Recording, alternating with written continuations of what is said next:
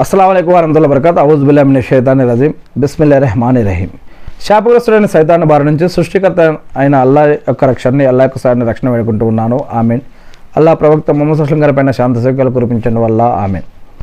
ప్రవక్త ముహమ్మద్ సల్లల్లాహు అలైహి వసల్లం గారు ఒక విషయం చెప్పారని హజరత్ అబూ హురైరా రజల్లాహు గారు చెప్తూ ఉన్నారు. ఆ విషయం ఏమిటంటే, దేవుడు విశ్వాన్ని మొత్తాన్ని సృష్టించి అప్పుడు తన దగ్గర ఒక సింహాసనం మీద ఉన్నటువంటి ఒక ప్రత్యేక గ్రంథంలో నిశ్చయంగా నా ఆగ్రహం కన్నా నా అనుగ్రహమే ఎక్కువగా ఉంటుంది అని రాశాడు. గ్రంథంలో దేవుడి యొక్క ఆగ్రహం కంటే కూడా అనుగ్రహం ఎక్కువగా ఉంటుంది. వేరొక ఉల్లేఖనంలో నా ఆగ్రహం పైచేయిగా ఉంటుంది అని పేర్కొనబడింది. ఇంకొక ఉల్లేఖనంలో నా అనుగ్రహం నా ఆగ్రహాన్ని మించిపోతుందని కూడా చెప్పడం జరిగింది. అంటే దేవుడు కరుణించడానికి, రక్షించడానికి, ప్రేమించడానికి, సహాయం చేయడానికి రెడీగా ఉన్నాడని, మరి ఒక దాసుడు, భక్తుడు అనేవాడు ఆ యొక్క దేవుడిపై వైపు మరలి తనకి కావలసిన విషయాన్ని అతడి వద్ద చెప్పుకోవటం, ఒప్పుకోవటం, క్షమాపణ అడగడం, ప్రార్థించడం, ఇవి జరిగినప్పుడు ఆయన యొక్క ఆగ్రహానికంటే కూడా అనుగ్రహం ఎక్కువగా లభిస్తుంది అని మరి ఈ యొక్క హదీస్ ద్వారా చెప్పడం జరుగుతూ ఉంది.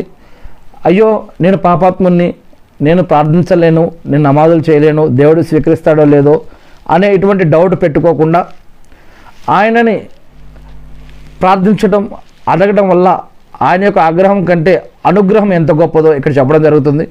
అందుకే మనలో కొంతమంది ఈ యొక్క ఖురాన్ చదివే సరిగ్గా చాలామంది మనలో మరి విశ్వాసులై ఉండి, ముస్లింలై ఉండి కూడా మనలో చాలామంది మనకు వచ్చిన భాషలో ఈ యొక్క ఖురాన్ యొక్క జ్ఞానం సరిగా లేనందువల్ల మరి మనలో కొంతమంది బాబాలని, సమాధులని, తావీదులని, వేరే వాటిని ఆశ్రయిస్తూ ఉన్నటువంటి విషయాన్ని మనం గమనిస్తూ ఉన్నాం. కానీ ఇక్కడ అల్లాహ్ ఏం చెప్తున్నాడంటే, మీరు భయపడవద్దు, మీరు దిగులు చెందవద్దు, మీరు బాధపడవద్దు, మీరు నమాజు ద్వారా దేవుణ్ణి సహాయం అడగమని చెప్తున్నాడు. ఉపవాసాల ద్వారా, సదకా ఖైరాతులు, జకాతులు, హజ్జుమ్రాలు, దాన ధర్మాలు, రకరకాల పద్ధతుల ద్వారా కూడా దేవుడిని చేరుకునే, దేవుణ్ణి మెప్పించే మార్గాలు అనేకం ఉన్నాయి. ముఖ్యంగా నమాజు అనేది ఒక ప్రార్థన ద్వారా మీరు దేవుడికి దగ్గర అవుతారు. ఎవరైనా ఒక వ్యక్తి సజ్దాలో ఉన్నప్పుడు దేవుడికి ఇంకా దగ్గరగా ఉంటాడు. దేవుణ్ణి ఎవరైనా తలుచుకుంటే వారి కంఠస్వరానికి ఉన్నంత దగ్గరగా ఉంటాడు. మరియు ఎవరి ప్రార్థన కూడా వేస్ట్ కాదు, వారి ప్రార్థనకి 3 రకాలుగా రిజల్ట్ అనేది ఇవ్వడం జరుగుతుంది అని, మరి దేవుడు తన యొక్క దాసుని ప్రేమించడానికి, రక్షించడానికి, కరుణించడానికి సిద్ధంగా